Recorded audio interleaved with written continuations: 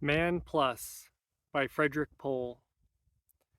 So this is one of the first outdoor videos I'm doing, and I'd like it to hopefully do a lot more of these in the future. It's been smoky here in Montana the last few days, but it finally eased up a little bit and thought I'd get out and try one of these. So I just finished this book up this morning and wanted to do a fresh take. First though, I'd like to give a shout out. I watched a video by Bookjack, and I'll leave that in the comments or in the description. And he went outside, did this really cool adventure. He biked and then hiked and read along the way and found these little spots to hang out and read. And all I'd like to suggest, I've done plenty of that. I've not, I've been around plenty of logs and rocks, but I invested in a little foldable chair. I'll throw some pictures on. Makes life a lot easier when you want to sit outside and read. So just a suggestion, Bookjack, but I love what you're doing. Okay, let's get into this book. Now, Frederik Pohl, he's kind of considered a master of science fiction, grandmaster. He's written so many books. Believe he's even written some nonfiction science books. And this is one of his most famous works, Man Plus. And it's one of the first novels I've read of his, and this is in the list of the masterpieces of science fiction. He has 3 books on this list. So I thought I'd start with a standalone. There's another standalone called Gem, and then there's the first book in a series, Gateway, which is the Heechee series. And when I go to read that, I'll probably read through the whole series too. So I wanted to start with just a singular book. Now, this book, it revolves around humanity is in this point in their history where there's all this political turmoil, wars going on all over the planet, or at least threats of war. There's cities that are kind of being, cities in the US being inundated by political unrest and all this kind of stuff. So that's the landscape that we're in. And they've determined that one of the best shots to keep humanity alive is to do the old Elon Musk thing and send some people over to Mars as a kind of contingency plan.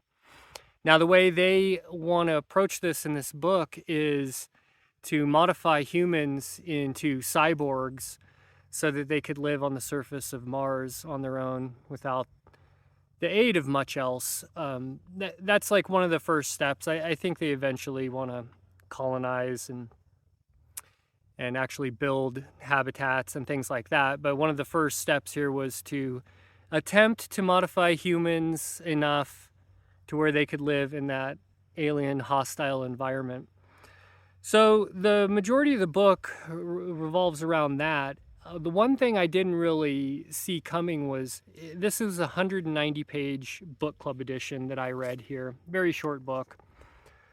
But there was actually quite a bit of character development. A lot of the story is all around the main character, his wife, his co-workers, the president. There's a lot to do with the social aspects of this, and it's really interesting.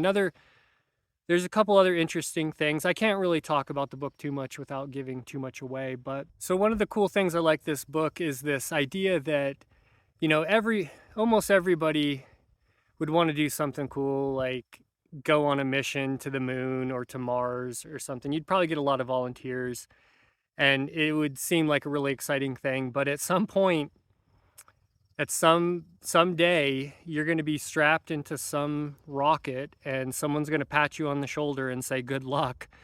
And it really goes into the mind of this person and kind of questioning if this is really what they wanted to do.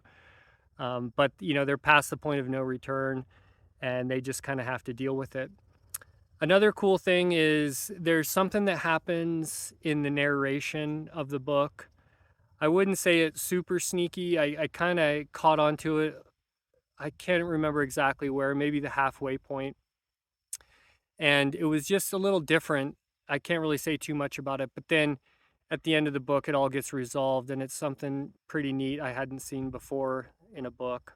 There was also one other kind of cool thing, a little bit of prophecy. They have the ability to hop in their vehicles and program in their destination, and apparently their cars or hover cars can just auto drive to these destinations. So the self-driving car thing, maybe a little bit of prophecy there.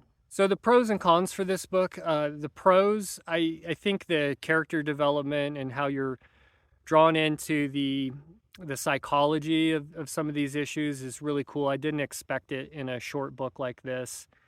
Definitely kept me going. The ideas were another pro, really interesting ideas of what it would be like to have cyborgs on Mars. And it just read really quick and easy. Pohl's writing is a bit, scientific in nature, but it's very approachable, very easy to understand. Some little bit of hard science fiction in there, but nothing overwhelming. I think some of the cons, there's not many in this book, but of course, sometimes when these scientists write some sexual scenes or love stories, it can be a little odd, I think he used the word screwing only 3 times, so that's not so bad. But otherwise, he did a pretty good job for a scientist writing a few little love scenes and that kind of thing into the book. Overall, this book is great. I'm going to give it 4 stars. I would recommend it to just about anybody. I think it would be excellent for science fiction fans, of course, and even outside of science fiction. I think this would be a pretty good, approachable book for a new science fiction reader. So, other than that, really enjoyed it. Don't have a lot else to say about it. The one thing, the cover art, I wasn't sure what's going on with that. That that gets explained in the book. Sometimes cover art, you read the book and you wonder, did the artists even read the book, and you kind of wonder, but this one is kind of spot on, so pretty interesting there. And then as far as what I'm going to read next, I'm not positive. Away from my bookshelf, so it's always the exciting part when you finish a book to pick out your next read. So haven't really determined what I'm going to read next, but just watch for the next video and you will see. So thanks for watching this video, and we'll see you on the next one.